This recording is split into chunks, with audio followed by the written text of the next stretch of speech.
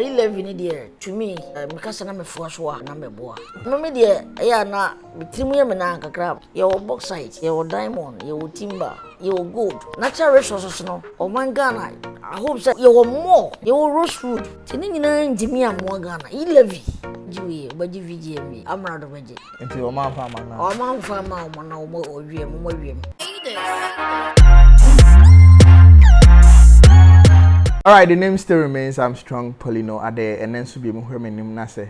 My basimia, a 2 day day, and I'm about me bra penny, and I'm a beje for 2, me jeer for 2 we are.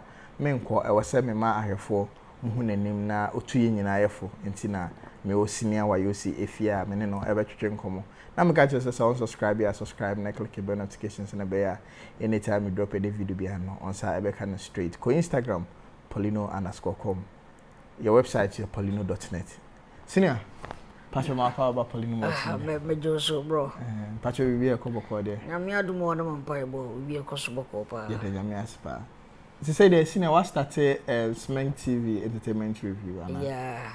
Pacho will be a couple call there. Oh, Yamia do, I say, Agya, if you want to Mudikan Remo, a entertainment stories, and tea.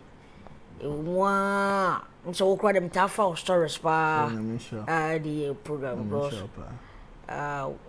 because all my fake news. Okay. I want to say ya no bia but actually definitely mo bia no account all because say the people go kwhwenti no. Okay. Bia man fa wo ya na kofa Zion na je say. Me boss. Nyamiadum ekoso. Okay. Yeah the nyamia say oboaye also we see stories for Oshu. Na no obia betime nya omoti so na. Omoti so. Yeah. We are pa kono riskane decoder na. Okay. Sameng TV. We na me program so no. The end Sunday number 8 o'clock to 10 o'clock PM. Okay. Yeah. 2 hours. Fire nkwa. Fire nkwa. But ye can be so no. Ewum. Yeah. And I'm feeling panels no because obia intellectual. Oh, sanity. Or can it makes sense. Because I was privileged to be on the show. Oh, so they was a term beer we go Kumasi no. President Obama you are entitled to the show. Enter, yes. All right. I for after na yebedi enkomo na me say me ma hu the upkeep of senior Wayoosi. Senior, yeah, said na wo ka say me ma fake stories because me say me colleagues no be brain no mo build the brands na there fake news or mo maybe.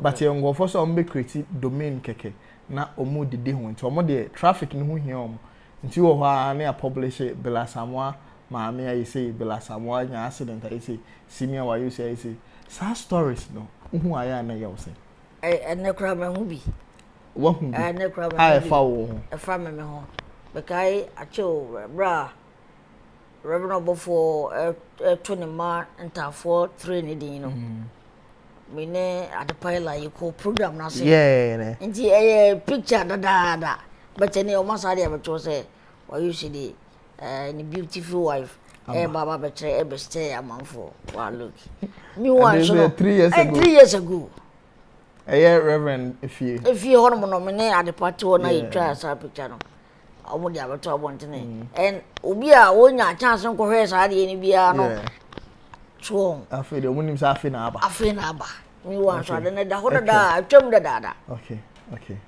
it is our stories we say na say story atwam na say story enye no kra ni atwra fa mo ho star story na one kasa no aya eye wo say me particular no say me who star story na aya me pese me nye ni pakro na contact do true story no na me di nkomo asomese na obentin we di entisa ti wada roma so betime ye friwa me pe o number na me nya wa me so ma o me ye kese okay na me no waja mama okay nyame sure sa but senior na wo kan adepa ela ye de enim no ye ma me prekope but I feel in him no, you can't the pella or you can't the pella or a beautiful girl, say, wow, no, and oh, baby, I'm so a beautiful. Okay.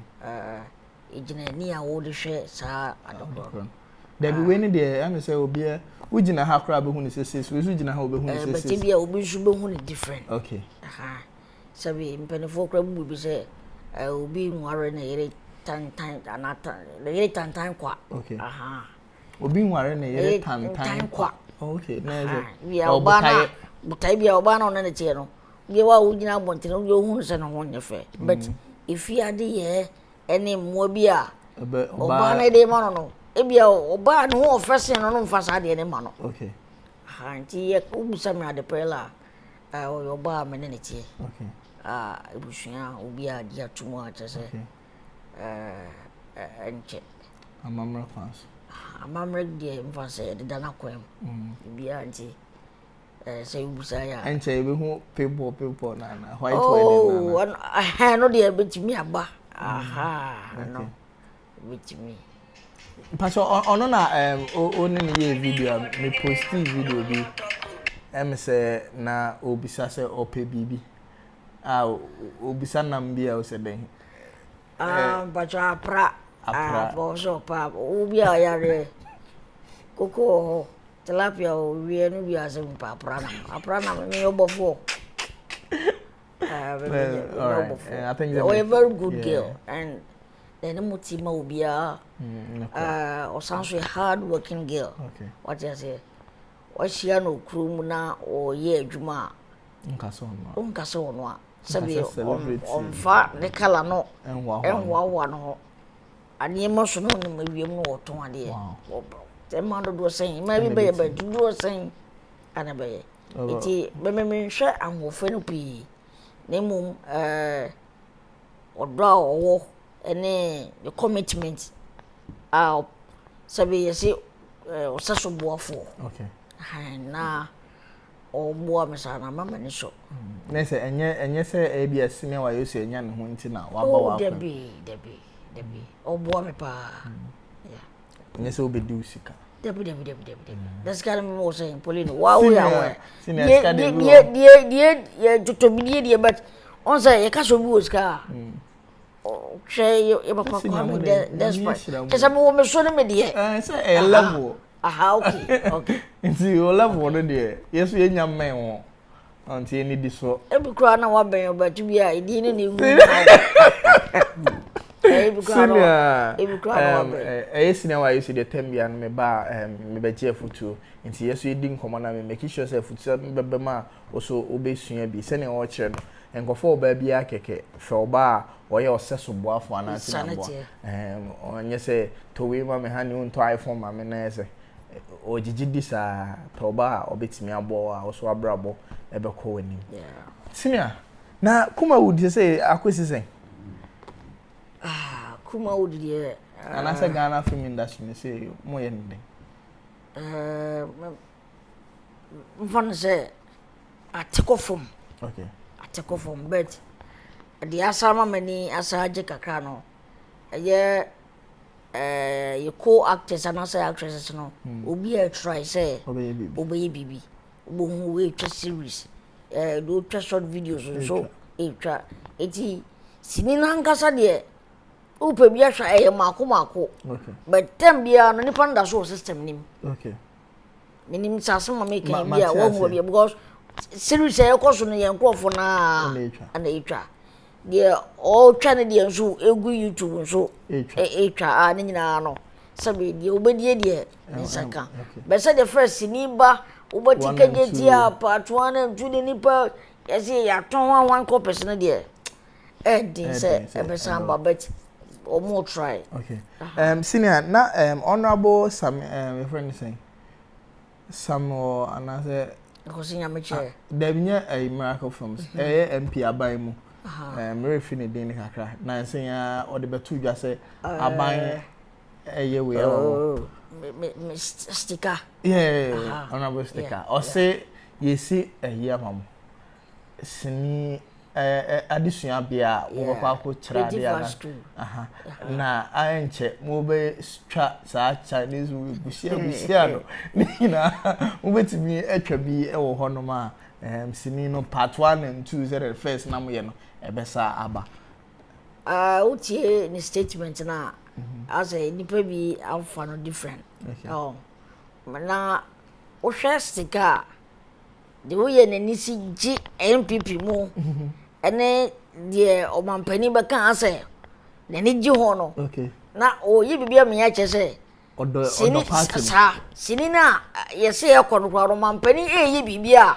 amamu aye be twa sini ni gidi afei chani movies kwa gushe ni se na no ye sa bibi sa ntino no kwa wo hwe ya Sunday no kwa me kutwa building no echre bana ya de okay born home because we say almost start here I think the last 2 years was saying okay na mo dia but wo hwe wa tu say numa sala mu guso a production ekoso yeah okay na ye kan say senior Agya Koo so hu na che papa o shaho okay he said your honeymoon kakra okay and the wife if I come to maba okay yere maname mama okay if I come to maba ntino one in honeymoon kakra okay okay ye be hwe say so ye ne legend Agya Koo so e be twetwe mo polini mo timi you say odi honeymoon ti no disturbances but senior asem ya okay ya say mo be gushia enko for so afa no say ase odi sini ho few odi mo ho few say enye sinifo ana odi ye ho few wo hwe sticker ye MP sticker oyobi a ase oye bibia ode ne re na kuma nyina ahyem the guy dem say na say mu obi o say the video bi kura no osu okay ile vie ba ya say omu mpese omu nyintu nyina osu wo ho say anyintu ye nyintu na beboa ma ene ma ye nti no onye huru ye okay enwuma na ayekoso na ayebeba ma Ghana fo bia ko school akwa suansi no adwuma no ehwo ne je na ode yes okay Matthias senior ode 11 abande emora ho straight 11 no for aso mpache wadaroma 11 there to me mikasa na mefo so na meboa okay san penifo say aboa ba ko yenyine yan mienu yenyine yan mienu part of nama ewa aboa ni aboa bia o ne de ba ko okay nti 11 ya sorry mobile money ya wo we takos no bia wo no percentage ya wote nti sabi ni pono so no aban ma na dwuma bia na ede na obagine tax na omo so tua tax ndada njada na iska ba ko amikoyi ye gime ho tax mi no okay and wo hwe population nso a dodo na ye hiafo sabi ni podo say na betimi asande 20 million a day okay akoye 100 200 bibia o joy photo petrol joy photo honi ade na say nipa no say because es kan say beti so a o say niska ma kra na so ba sabi mpenefo say otimi fo otimi wa roka o afo beti o mo so hwe mu no o mo so hu say bia 11 so ebetimi aboa magana mpuntu akoso na me de ya na bitirimu ye me na kakra ye wo bauxite okay ye wo diamond ye wo timber ye wo gold natural resources no o man Ghana I hope say ye wo more okay ye wo rose food tini nyina ndimi amoa Ghana 11 ene bebo Ghana and say taxes no ekwa ebeye adwuma na that's my problem okay say omo gigi ebeye adwuma no say ye adwuma no dia sabe na me adwuma da romo etimi twukwan ko nkofo ekroso okoto dia bia be 999 point something utua tax okay wo so plan so hwe kromo na enyoma ekoso and what tax no kwa no twetwea year no you free big tax returns okay yes I the home for so amount na hano kwa na nya adwuma ni ye na wasa kwa sa ba benya so for so edunti na madodo na etwea tax okay ewo man ni mu a omodwina kanya de bone okay so ana 11 ni die so say hiafo na obi sending kakra for koto aduane die na yes tene bi kwa mpodo koto aduro bia no mfo no koto aduro na sika na bo ano papa ba sa na gise ni pa no o sending no o calculate e di bituso ansa Semo, but yeah, Oman Penny and the BBC at Nasa saying, meaning so I have video now. I would think come about Ghana economy. I will be sad and say, I didn't know a here for no Ghana no, and I also a geomo tax levy. And I Oman Penny say on geomo tax industry no or charge over no such statements now. So who you not some manager kakra say so Oman Penny say industries there na say me kan bi say me also over send no more money. I mean also industry so me industry okay e bia big brands na omode omo ye bie sanity you know mobile money omo ye big transactions sanity bia omo James o mampanya ma yani ajepa say ye nkan enti say starting na so hu say ya started to tax ba ha me pa ba me ya because say BBC na so mampanya timi aka say nye poor people no obaje almost kene mu industries na say tene dia me ka say enya me ya ana say ha me ana boa na say statement no mampanya make yen hu ne say o person o kire say the normal individuals enka ho you can't industry o ti ase oh yeah so industry o mo see a year o mo de year sanity okay and sana obi any industry okay ti say bia creative art industry na bia o mo ye bia happy man be test bia e papa o say kwam despite ni TV station o mo ye bia na mo say bia sa o mo bia kwesi pon company limited o sa eti sadia ama yetimu aye de pa tu ye ni bi na uni industry bi e na o send usika o mampani se wonto se sana o mampani ka no dia sana msumiti ase so can industry dia sana dia sana msumiti ase okay because nipa ni specific ge bisa se o charge here for an no se dey industry industry it is sana senior o ti ase sana msumiti ase fa say industry di we ni industry okay yeah inti say ekoba ekotene na wo ye na eto dia aba ha me papa baba ministry ameyezu but ebe ha obi hu so mampanye twa ontro na bia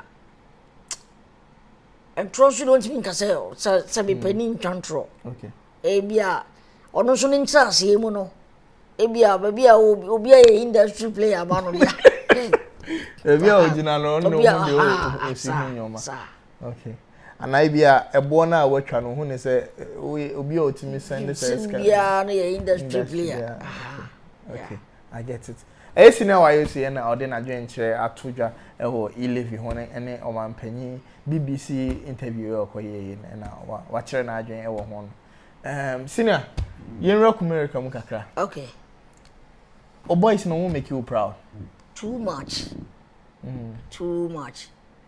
Oshe Joma boys in ye na Jensen. Me hope say by next 5 years. Okay. Ebia no be me bompa music no ye betimi asanya no kumase. Okay. Yes, because Joma guys no ye no. Jensen. Okay. One nansia cheeky yeah. Oh yeah. Antenna. Freestyle. Just say it's a word song. No, on Instagram, I think so. Yeah. Look at the way was just no. Nancy was at the UTV. Hey. Or more, you know, Congo. Just say. Oh, share a Black Hole. I am the traveler. Just say. I think they say Audio Mark on the top. Yeah, on the top. Yeah. Me follow pa. Oh, just say Nigeria for no congratulate no. Just say ama ye hunu say sabe nya so won kan. Oh, takrade, oh keep push and it just a good musician. Sabe baby I will be sanity and who share industry now. Kumasu for do na so na kan. No dear. Say black wa hokan kan. Amrado hokan kan. Ochiame kwame. Wakoka ho ai kabum. Oh. Amso aka. Tese do na Kofi Jama ai pono biem. Ya pono. Oh, tese o she guys na do na but aha no aya na support no so e wo ha support no I'm so pull him down here too much okuma say would you pull him down there e wo ba bia e wo ba bia but omuhu ni say Accra is capital town sabi playing e be si wo kra ansa na e be kuma nti bibia ni na o de fa wa and then now ho no embo no I quite remember omu be year I UK for me be o mayi wa embassy e was Santasi na man for say free akwa Accra eko pe visa okay chuo na say aha no onyi ni say obenya you bet me issue visa no kra dia ma no ana omu e cancel chuo you know I say ye hu ni e wa ha bampa so bi enipa no ko nkan ya na akwa miki yeah okay there's a talent no but you support it yeah nti okona your son so kakra bi but her last you know me no din kon na say Amrado deserve VGM best rapper of the year wenya but e ba yedie me no mfa say ono so Kumasi ni say yasa e brena ben yasa nominate no 3 music awards ye waje obaji VGM Amrado baje okay obafa nti o man fa ma na o man fa ma o na o wiem okay oh yes say VGM fa ma o man fa ma na o wiem yes because Juma Amrado aye no anya kitwa back to back masa this all you be also follow music okay but also follow music pa just say what stress or your consistent or just say or embasa and then you want to dear Tuesday yeah we mu no come make you proud team Wesu no yes one you no keke lyrics no ho energy no e ho everything it will deserve yeah we deserve okay yeah and she say VGM fan man dey o mawiem man fan man dia me ka say o mawiem okay and me hope say o say nsaka na e motivate no na otimi maye more okay yes okay ba akase for na wo ho akase for na wa na Amrado e kitwa all right we see Wayoosi here na me no achoko o de say me bra to ja VGM yes this year mo amfa best rapper Amrado mo wiem yeah 3 music waje mo amfa VGM no de no so nya den Franka no na say adwuma na ye den yeah senior ye come back to final words to your head for now my final words are betimi aka chare for say o mani mo edin okay me de bia me kan ya na maburu no ho ehia me pa sanse o mani mo edin ti bebre nso na mkwa hodo so ye niam bia ensem fata ye besre penifo kan say fa kontin bia aye krono de okay